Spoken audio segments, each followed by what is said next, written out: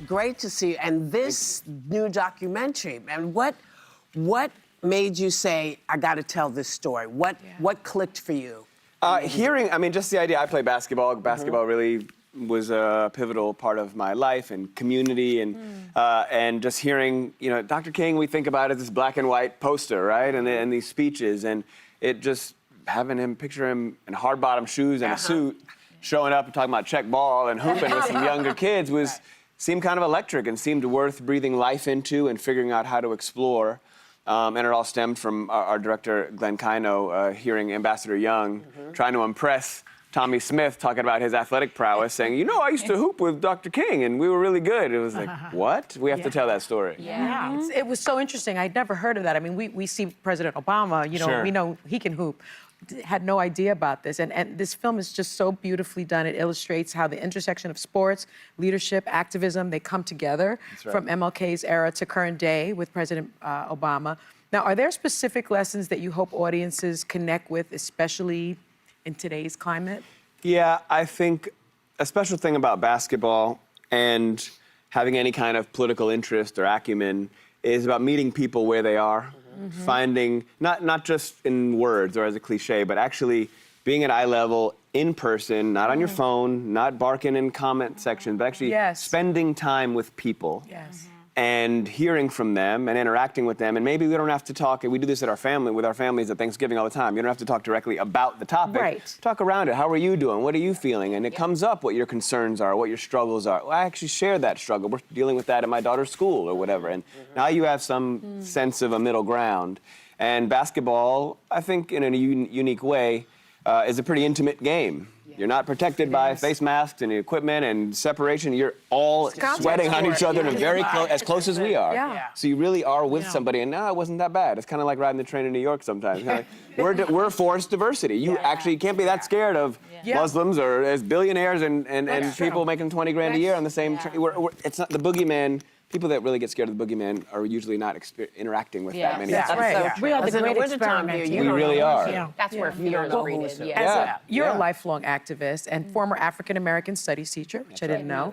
I didn't know that. Was there anything new or surprising you learned about Dr. King while you were working on the film that really resonated for you, like an aha?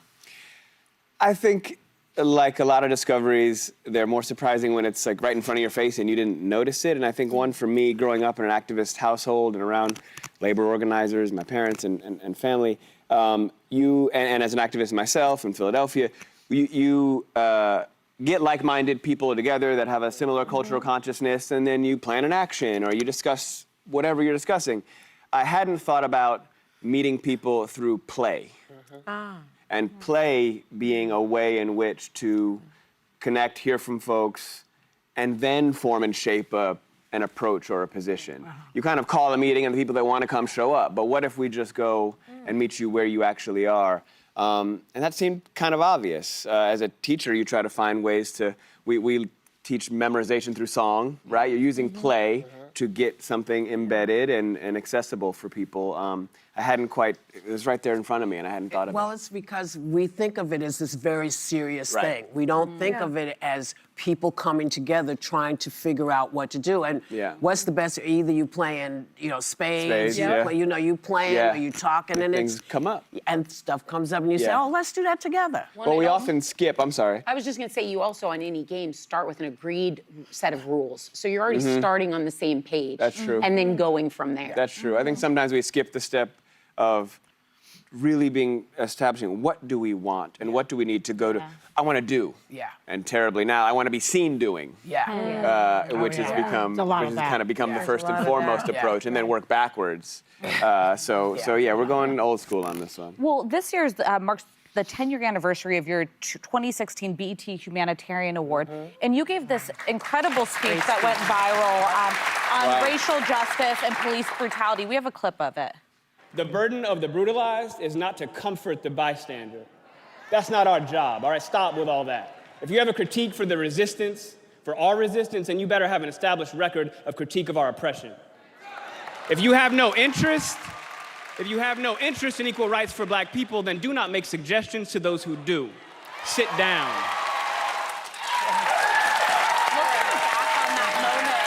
How do you reflect on it, and do you think things have changed at all? Certainly, I think, thank you. I think things have changed for sure. I think the duality, the almost schizophrenia of being Black or any other underrepresented or disenfranchised group is you're consistently making astonishingly impressive strides forward while also being kind of devastated about your lack of progress.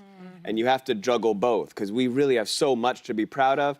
But, you know, I'm, among other things, an actor, and people weren't really talking on TV about what's happening, not in a fully formed, articulate way about what's happening politically. And now we're hearing from a lot more people. I'm not giving myself credit for that. I'm just saying times have changed. People have more access, undeniable access, unfettered access to information and visuals. And I don't need your think piece to tell you what I saw. I know what I saw. That wasn't the case 15 years ago, 10 years ago.